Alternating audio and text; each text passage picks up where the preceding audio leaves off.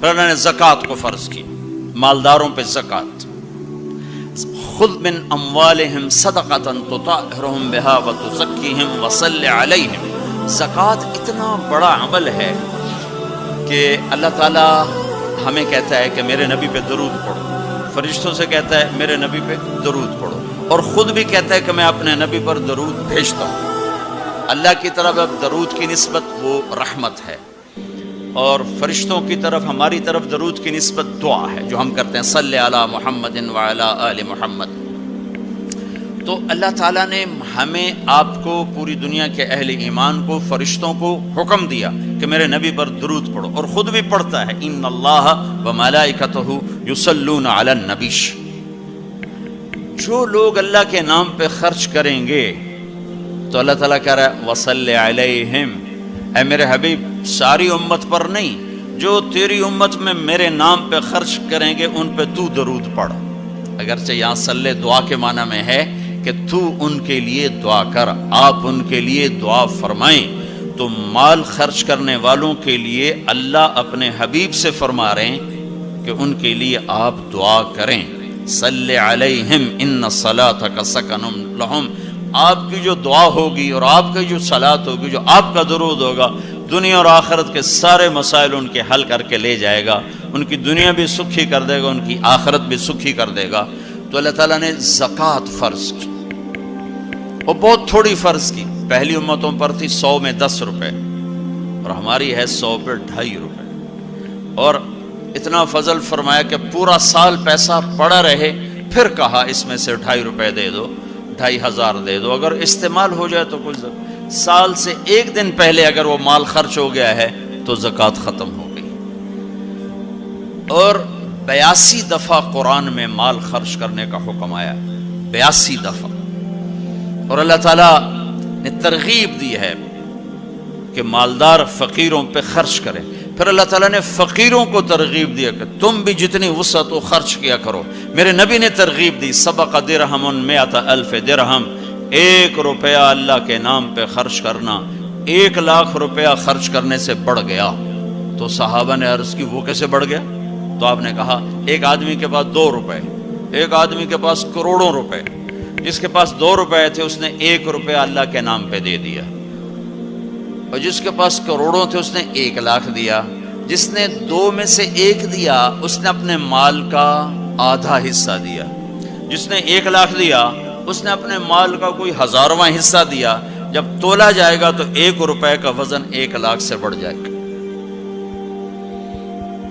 اور اس کا ایک واقعہ بھی، حضرت عمر ہمیشہ حضرت ابو بکر سے کوشش کرتے تھے آگے نکل جاؤں، آگے نکل جاؤں، آگے نکل جاؤں. ساری زندگی موقع نہ بن سکا. تبوک کا موقع آیا تو اللہ کے نبی نے کہا مال خرچ کرو. عثمان رضی اللہ تعالیٰ عنہ 10,000 لشکر کا سارا سامان تیار کیا. ان کی سواریاں، ان کا راشن کے لیے تھیلوں کو بند کرنے کے لیے دھاگے تک اپنے گھر سے دیے، اور 300 دینار اوپر دیے. تو اللہ کے نبی کی جھولی میں وہ 300 دینار پڑے تھے یوں، اور آپ ان دیناروں کو اٹھا کے یوں فرما رہے تھے ما علی عثمان اللہ یعمل بعدا. عثمان آج کے بعد کچھ بھی نہ کرے تو جنت واجب ہوگی. تو عمر کہنے لگے آج میں ابو بکر کو کاٹ سکتا ہوں، آج میں اس سے آگے نکل سکتا ہوں کہ وہ آج کل غریب ہے، میں مالدار ہوں. تو وہ تھوڑا لائے گا، میں زیادہ لاؤں گا تو میں بڑھ جاؤں گا.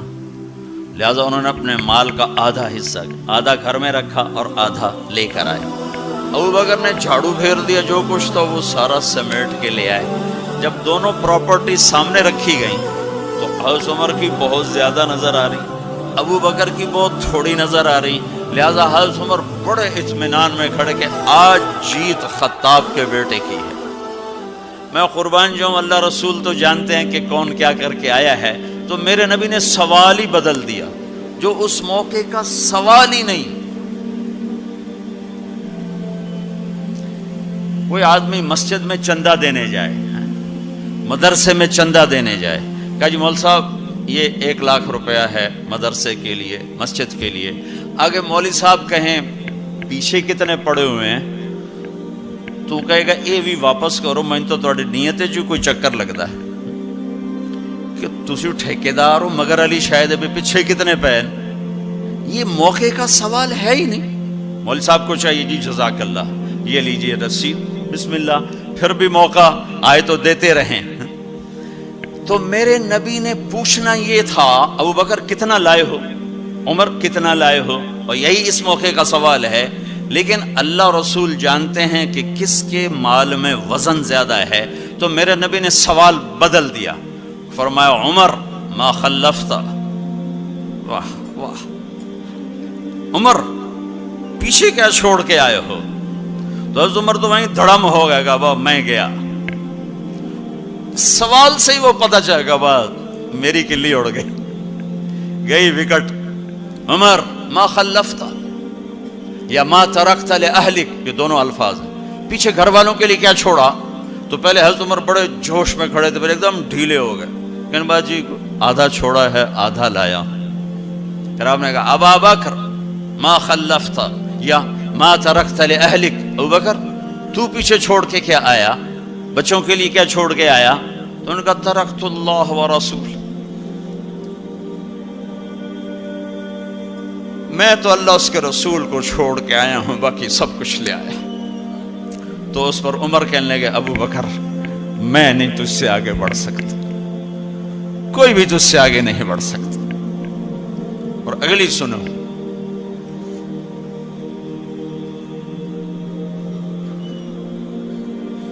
اپنے کپڑے بھی دے دیے اور ایک ٹاٹ تھا وہ پہن کر اس کو کانٹوں سے سی لیا. تو جبریل آئے، کہنے لگے یا رسول اللہ، اللہ تعالیٰ پوچھ رہے ہیں کہ ابو بکر نے یہ ٹاٹ کیوں پہنا ہوا ہے؟ تو آپ نے کہا کہ ابو بکر نے سارا کچھ اللہ اس کے رسول پہ لگا دیا ہے اس لیے یہ پہنا ہوا ہے. تو کہا یا رسول اللہ، اللہ تعالیٰ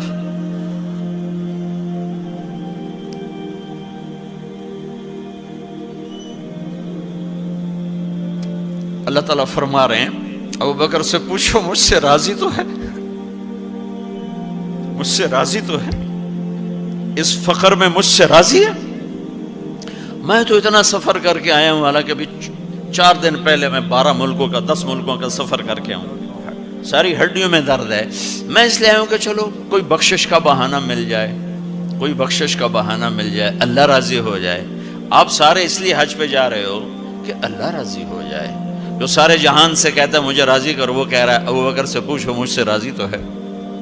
تو آپ نے کہا ابو بکر تیرا رب تجھے سلام بھی کہہ رہا ہے اور پوچھ رہا ہے کہ راضی ہو. تو ابو بکر کی چیخیں نکلی، میں اپنے رب سے راضی، میں اپنے رب سے راضی، میں اپنے رب سے راضی. میرے بھائیو بہنوں، زندگی ایسے گزار کے مرو کہ اللہ کو ملے تو اللہ خوش ہو کے مل رہا. ایسے نہ مرو کہ اللہ کی بارگاہ میں پیش کیے جا رہے ہوں مجرم بن کر، قیدی بن کر. تو اللہ اس کے رسول نے مال لگانے پر زور دیا. اللہ چاہتا تو سب کو مال دے دیتا، کسی کو فقیر کسی کو مالدار. مالدار کا شکر کا امتحان لیا، فقیر کے صبر کا امتحان لیا. کہ اللہ فقیر کا صبر دیکھے گا، مالدار کا شکر دیکھے گا. اور جب مالدار لوگ زکوٰۃ نہیں دیتے تو پھر عزتیں نیلام ہوتی ہیں. جب سب کچھ اپنے اوپر لگانے کا ذوق بن جاتا ہے اور اپنے ہی بڑے بڑے زیور، کپڑے، گھر، گاڑیاں. یہ بھی لاہور کا واقعہ ہے. بیگم صاحب ڈرائیور کے ساتھ گئی ہیں اور واپسی پہ کہہ رہی ہیں اسلم ڈرائیور آج میری بڑی اچھی قسمت، وہ ساڑی میں نے لی تو میں سمجھ رہی تھی 1 لاکھ کی ہے، وہ تو مجھے 75,000 میں مل گئی، بڑی سستی مل گئی. خوش ہو کے ڈرائیور کو بتا رہی. تیسرے دن ڈرائیور کے بیٹے کا بازو ٹوٹ گیا. وہ آ کر کہتا ہے صاحب جی میری تنخواہ میں تو اس کا علاج ہو نہیں سکتا، تو مہربانی کر کے کچھ میری مدد کر دیں، اس کا علاج ہو جائے. تو صاحب کہتے ہیں اسلم تمہیں پتہ تو آج کل کاروبار بڑا مندہ ہے، تو میرے پاس تو گنجائش نہیں، میرا ایک ڈاکٹر دوست ہے میں اسے فون کر دیتا ہوں، وہ تمہاری مدد کر دے گا. جب اس طرح ہوتا ہے تو پھر ڈاکے، چوریاں، قتل و غارت شروع ہوتے ہیں. جب اس طرح ہوتا ہے تو مالداروں میں تکبر پیدا ہوتا ہے اور غریبوں میں ظلم پیدا ہوتا ہے۔ تو زکوٰۃ ایک بہت بڑا عمل ہے، 2.5% تو فرض ہے، اور زکوٰۃ دینے والا سخی نہیں اللہ کی بارگاہ میں، ہاں بخیل بھی نہیں، سخی بھی نہیں ہے، بخیل بھی نہیں، یعنی وہ بخل کے ملک سے نکل آیا ہے اور سخاوت کے ملک میں انٹری نہیں ہوئی۔ 2.5 روپے پہ 1 پیسہ بھی اوپر خرچ کرے گا تو اب سخیوں میں آ گیا، پھر جتنا بڑھتا جائے گا اتنا آگے بڑھتا جائے گا۔ اور اللہ نے فرمایا مجھے میری عزت کی قسم جنت الفردوس میں بخیل داخل نہیں ہو سکتا۔ اور اللہ شیطان کہتا ہے کہ مجھے عبادت والے عبادت گزار بخیل سے کبھی ڈر نہیں لگا کہ اس کا بخل اسے ضرور جہنم میں پھینکے گا، نافرمان سخی سے ہر وقت ڈرتا رہتا ہوں کہ اس کی سخاوت کب اسے جنت میں پہنچاتی۔ آپ نے سامری کا نام تو سنا ہوا ہے، قرآن میں بھی ہے، جس نے موسیٰ علیہ السلام کی قوم کو گائے کے بچے کی پوجا پہ لگا دیا، بچڑے کی۔ اللہ نے کہا سب کو قتل کرو، سارے پکڑے گئے، قتل کیے گئے، سامری بھی آ گیا۔ موسیٰ علیہ السلام نے کہا قتل کرو، جبریل آ گیا۔ موسیٰ، اللہ تعالیٰ کہہ رہے ہیں اسے قتل نہ کرو، یہ اپنی موت آپ مرے گا۔ تو موسیٰ علیہ السلام کہنے لگے جو سارے کفر کا سبب بنا اسے کیوں چھوڑ رہے ہیں؟ تو اللہ تعالیٰ نے کہا سخی ہے، سخی کو قتل کرنا مجھے اچھا نہیں لگتا، چھوڑ دو، اپنی موت آپ مر جائے گا۔ کافر کو سخاوت قتل سے بچا گئی۔ جب ایمان والا کوئی مرد عورت سخی ہوگا تو اللہ کی بارگاہ میں کیسے اونچے مرتبے لے کر جائیں۔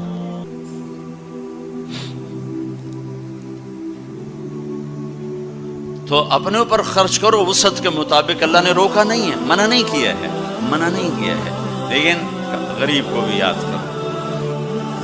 زکوٰۃ کو فرض قرار دیا اور آپ نے فرمایا جس نے مزدور سے کام لیا اور اس کو مزدوری نہ دی، یہ تمہارے کراچی میں ہر وقت ہو رہا ہے، ہر جگہ ہو رہا ہے، جتنا بڑا کوئی طاقتور ہے اتنا وہ اپنے نوکروں پر ظالم بھی ہے، جابر بھی ہے، اور ان کے حقوق بھی مارتا ہے، چون فریاد ہی نہیں کر سکتا۔ میرا پنجاب کا زمیندارہ ماحول سارا ایسا ہی۔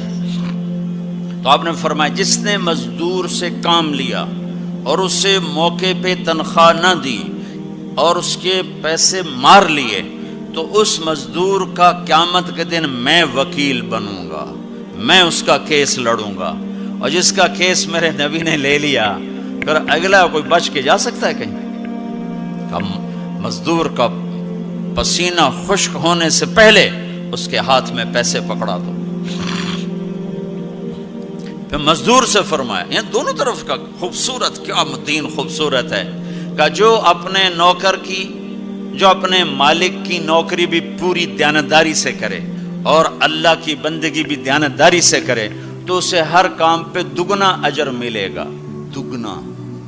یعنی میں ایک نماز پڑھتا ہوں، میری 10 ہیں، اس کی 20 ہوں گی۔ میں ایک روزہ رکھتا ہوں، میرا 1 ہے، اس کے 2 ہوں گے۔ میں ایک قرآن ختم کرتا ہوں، میرا 1 ہے، اس کے 2 ہوں گے۔ ایک طرف اپنے مالک کے ساتھ دیانتداری سے نوکری کر رہا ہے اور ایک طرف اپنے اللہ کے ساتھ دیانتداری سے بندگی کر رہا ہے، دگنا اجر ہو جائے گا۔